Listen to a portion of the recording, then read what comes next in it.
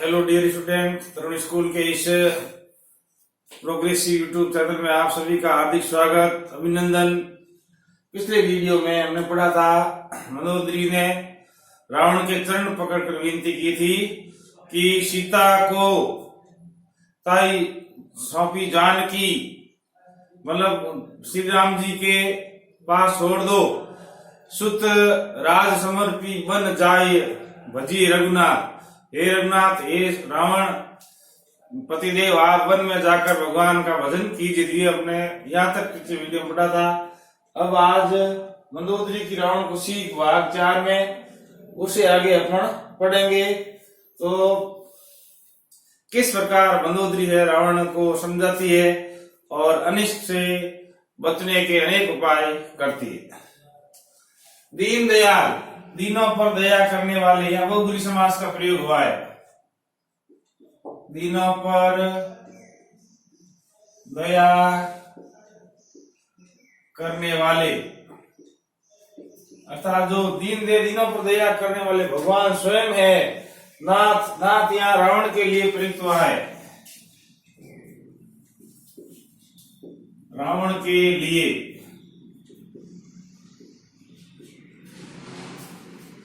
नाथ, हे स्वामी पतिदेव रावण, दीन दयाल रघुराई, भगवान जो रघुपति जो राम है वो दीनों पर दया करने वाले हैं। दीनों की पीड़ा को देखकर उन पर तुरंत दया आ जाती है और वे दया करते हैं। बागहु, बागहु का मतलब होता है बाग। सन्मुख का मतलब होता है समीप। बागहु सन्मुख गए न खाई, बाघ भी समीप जाने पर नहीं खाता है।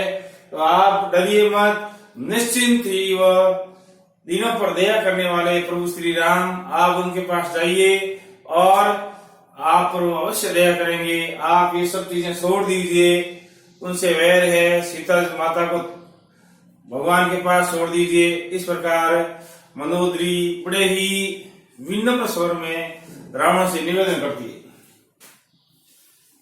अब देखो मंदोदरी क्या कह रही है दूसरी लाइन में, मतलब आपने संसार में जो कार्य करना था, जो प्रसिद्धि प्राप्त करनी थी, जो युद्ध जीतने थे, सब जीत लिए। सब काम जो एक राजा क्षत्रिय का कर्तव्य होता है वो आपने सभी कर लिए। चाहिए करण, जो आपने चाह शोक सब करी बीते, जो आपके मन में इच्छा थी वो आप सब पूर्ण कर ली। चाहिए करण सो सब करी बीते, आपने जो भी इच्छा थी आपके मन में वो पूर्ण कर लिया आपने। तुम सुर असुर, सूर्य देवता, असुर यानी राक्षस, राक्षसों का राजा था रावण, तो राक्षसों को पहले जीत लिया वो, और देवताओं को भी उसने जीत लिया था। देवलोक पर रावण ने कई बार आक्रमण किया था। रावण बलशाली था, विद्वान था, सब कुछ था। एक अवगुण था, अहंकार। अहंकार ज्यादा था रावण को। चराचर यानी सारा जगत, पूरा संसार। हे रावण पतिदेव, आपने देवता, राक्षस और सारे संसार को, समस्त जगत को जीत लिया। तो जो कुछ आपको करना था आपने कर लिया। अब क्या किसकी इच्छा है? भगवान का भजन करो। ज्यादा संसार के प्रति आसक्ति रखना भी खराब है। इससे सिद्ध होता है कि रावण की पत्नी मंदोदरी को आध्यात्मिक ज्ञान भी था, संसार के बारे में, संपूर्ण शास्त्र सत्य के बारे में और नश्वरता के बारे में संपूर्ण ज्ञान था। बहुत ही विद्वान पतिव्रता स्त्री थी, विदुषी स्त्री थी मंदोदरी। अब क्या संत लोग क्या कहते हैं या शास्त्रों में क्या कहा गया वो बताती रहा मंदोदरी। संत कही असी, असी यानी ऐसी,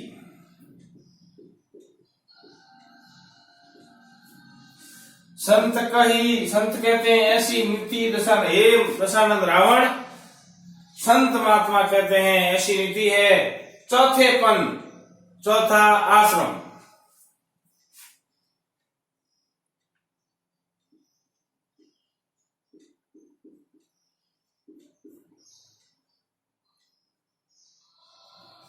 वो होता है वानप्रस्थ,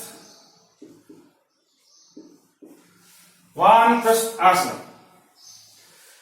प्राचीन भारत में आर्यों की उम्र को 100 वर्ष मानकर उसको 4 भागों में विभाजित किया गया था। सबसे पहले बालक का जन्म होने के बाद, मुंडन संस्कार होने के बाद उसको गुरु के आश्रम में भेजते थे। 25 वर्ष तक वो गुरु के आश्रम में पढ़ाई करता और उसके बाद घर लौटता। तो 25 के बाद 50 वर्ष तक, 26 से 50 तक उसका गृहस्थ आश्रम शुरू होता। घर के कार्यों की जिम्मेदारी लेना, घर का कार्य करना। उसके बाद 50 की उम्र के बाद 51 से 75 तक संन्यास आश्रम, मतलब घर में रहना लेकिन संन्यास टाइप रहना, अपने पुत्रों को कार्यभार संभालना और गृहस्थ जीवन में जो कार्य होता है भाग नहीं लेना, संन्यास अलग ही। और चौथा था वानप्रस्थ आश्रम। 75 वर्ष की आयु के बाद मनुष्य को वन में प्रस्थान करना था, वहां पर ईश्वर की भक्ति करनी थी। इस प्रकार 4 आश्रम के अंदर ये आयु का विभाजन किया गया था। तो मंदोदरी कहती चौथे आश्रम में जाय नृप कानन, नृप यानी राजा, कानन यानी वन।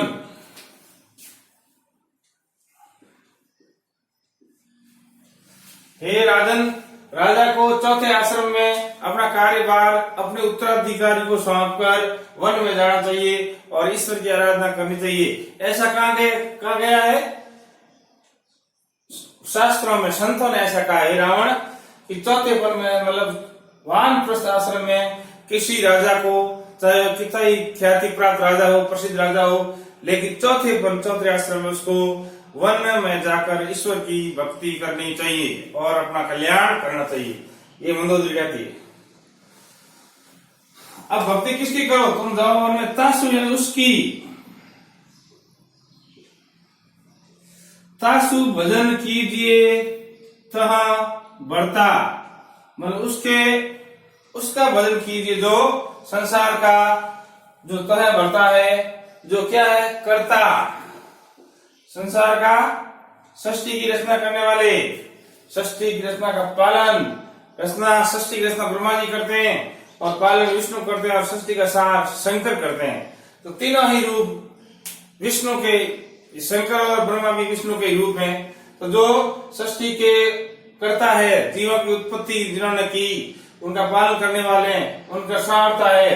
तो तासु भजन कीजिए भरता, ये भक्ति उनका जहां पर आप भजन कीजिए।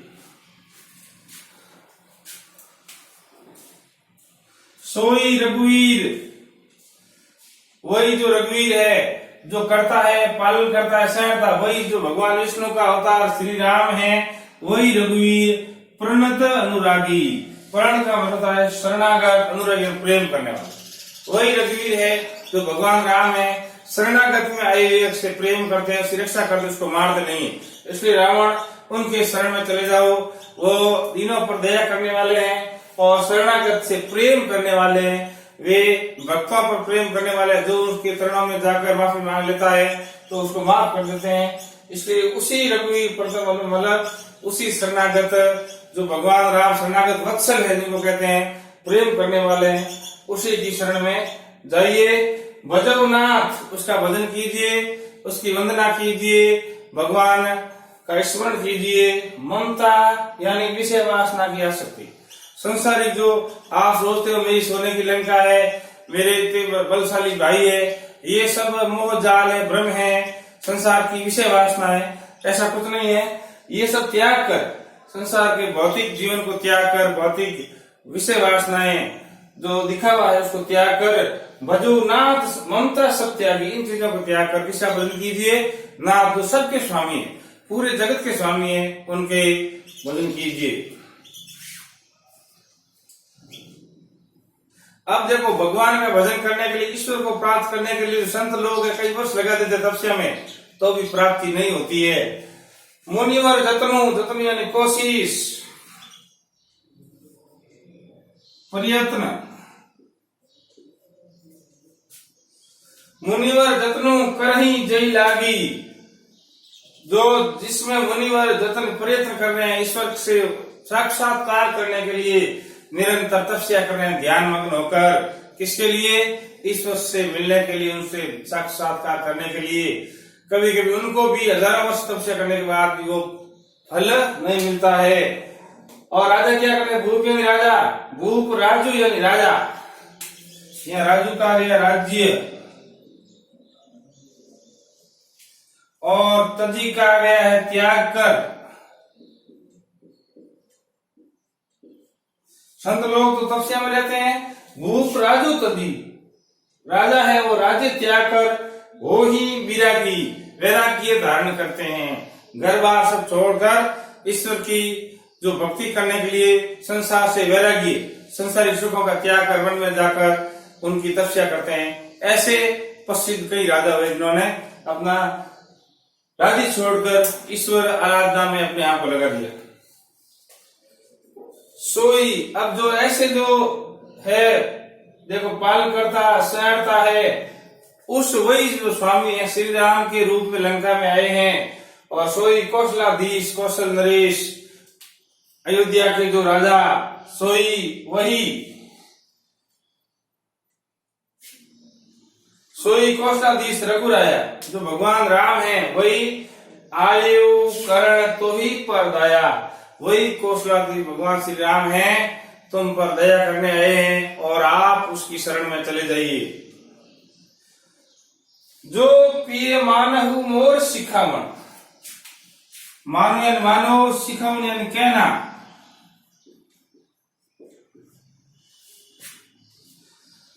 जो भी यदि, जो यदि, यदि पतिदेव मानते हो मेरा, शिखामण कहना, यदि मेरा कहना मानते हो, मैं आपकी अर्धांगिनी हूं और मेरा कर्तव्य आपको अनिष्ट से बचाऊं, यदि आप मेरा कहना मानोगे तो सुजसु यानी सुयश, प्रसिद्धि फैल जाए, कीर्ति फैल जाए। कहां पर?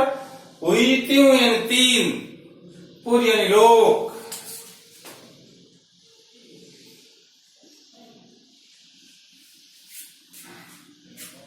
जो पिए मानव मोर शिखावन, हे पति अगर आप मेरा कहना मानेंगे तो सुजसु होई तिहु पुरति पावन, तीनों लोक में आपका सुयश फैल जाएगा और आपकी लंका भी बच जाएगी, आपका सब परिवार बच जाएगा। एक बार आप मेरा कहना मान लो। तो मनोदरी बड़े ही विनम्र स्वभाव से कहती है, लेकिन जब विनाश काले विपरीत बुद्धि सका गया, विनाश काल आता है तो बुद्धि उसकी विपरीत चलती है, सही नहीं चलती। ये अपने पढ़ा था चौपाई छंद में, इस प्रकार की जो मंदोदरी रावण को कहती है। अब है दोहा छंद। अस्सी यानी ऐसी, कही नयन नीर भरी, ऐसा कहकर आंखों में आंसू भर के। अस्सी कही नयन नीर भरी, गही, गही यानी पकड़कर, पद यानी पैर, कंपित यानी कांपते हुए। कंपित गात का मतलब होता है कांपते हुए शरीर, कांपता हुआ, कंपित कांपता हुआ गात शरीर। तो ऐसी कही नयन नीर भरी, गही पद कंपित गात, ऐसा कहकर मनोदरी आंखों में आंसू भर के, गई यानी पकड़कर, रावण के पैर पकड़ लिए मनोदरी ने। गई पद यानी पैर, कंपित गात, रावण के पैर पकड़कर, और कंपित शरीर में मतलब कांपता हुआ शरीर। मनोदरी शरीर भय से कांप रहा था। उनको पता था कि साक्षात नारायण है और इनसे रावण नहीं बच सकता, इसलिए उसको अनिष्ट की शंका थी, आशंका थी, इसलिए वो अपने पति को बचाना चाहती थी, लेकिन उसके वश की बात नहीं थी। नाथ ये स्वामी रावण, यह नाथ रावण के लिए आया।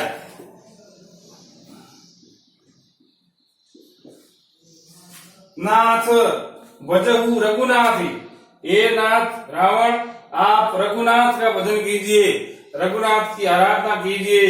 अचल होई, अचल यानी अचल हो जाएगा, एकदम अमर हो जाएगा। अहिवात यानी सुहाग।